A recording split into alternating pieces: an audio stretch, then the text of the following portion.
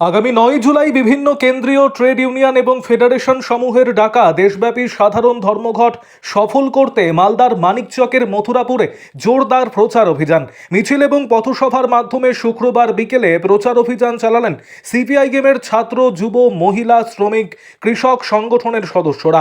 প্রচারে নেতৃত্ব দিয়ে বোমার আঘাতে ৯ বছরের বালিকা তামান্না খুন, কসবা ল কলেজে আইনের ছাত্রীকে গণধর্ষণ, চাকরি বাতিল ইস্যুতে রাজ্যের তৃণমূল সরকারের বিরুদ্ধে সুর চড়ালেন সারা ভারত গণতান্ত্রিক মহিলা সমিতির রাজ্য সম্পাদিকা কনিনিকা ঘোষ, সংগঠনের রাজ্য নেত্রী মোনালিসা সিনহা, জেলা সম্পাদিকা রুনু কুন্ডু, বাম নেত্রী রত্না ভট্টাচার্য, সিটু নেতা দেবজ্যোতি সিনহা সহ অন্যান্যরা। তারা বিভিন্ন ইস্যুতে রাজ্য সরকারের কড়া সমালোচনা করেন।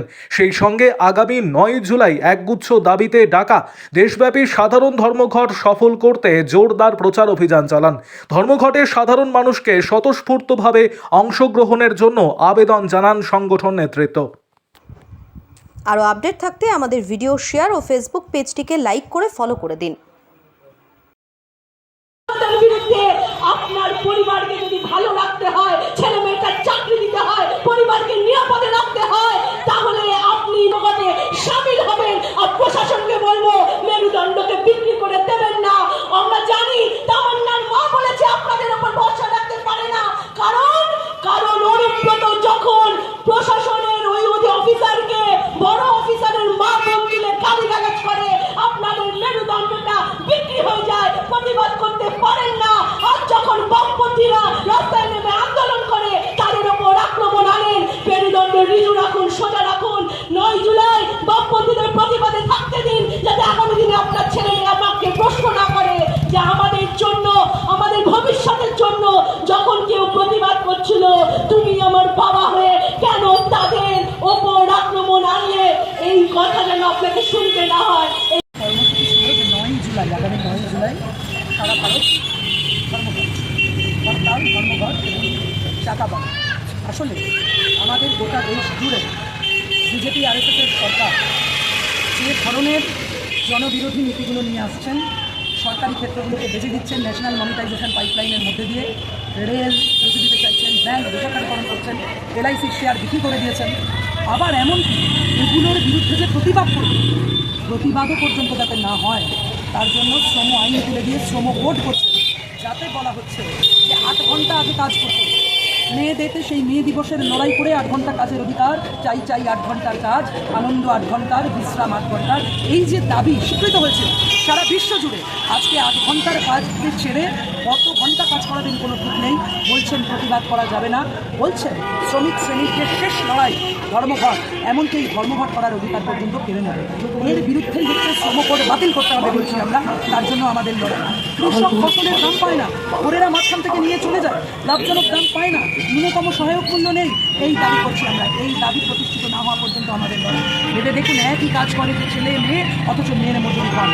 একই পড়া মাথায় নিয়ে যাচ্ছে, মিক্সচার মেশিনে মিক্সচার নিয়ে ভাঙা রাস্তা তৈরি হবে, সেখানে ফেলতে যাচ্ছে, অথচ একই কাজ করে মহিলার মজুরি কম কেন হবে?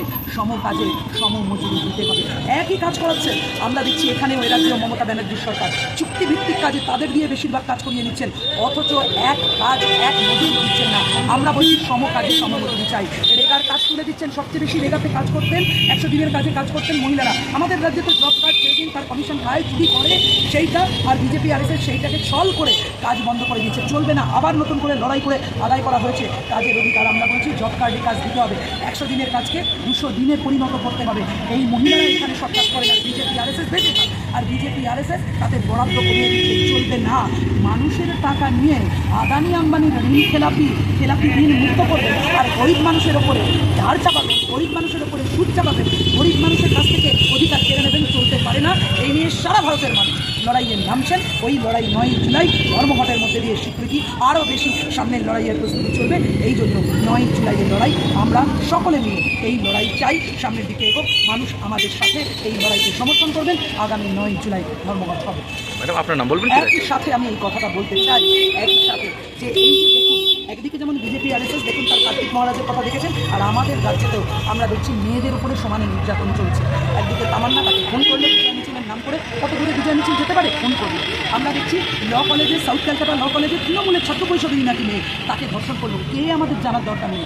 আমরা বলছি মেয়েরা ধর্ষিত হবে, খুন হবে, আর্জি করে এখনও অভয় বিচার পায়নি। কোন দিকে নিয়ে যাচ্ছেন রাজ্যকে?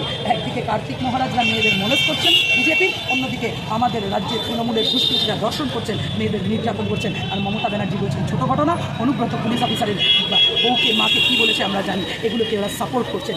এর বিরুদ্ধে লড়াই আমাদের চলবে, এই লড়াইগুলোকে নিয়েই আমরা সামনে এগোতে চাই। আর সেই কারণের জন্যই আমাদের এই প্রতিবাদ চলবে। আমার নাম পরিণীতা ঘোষ, আমি সারা ভারত গণতান্ত্রিক মহিলা সমিতির পশ্চিমবঙ্গ রাজ্য কমিটির সম্পাদক।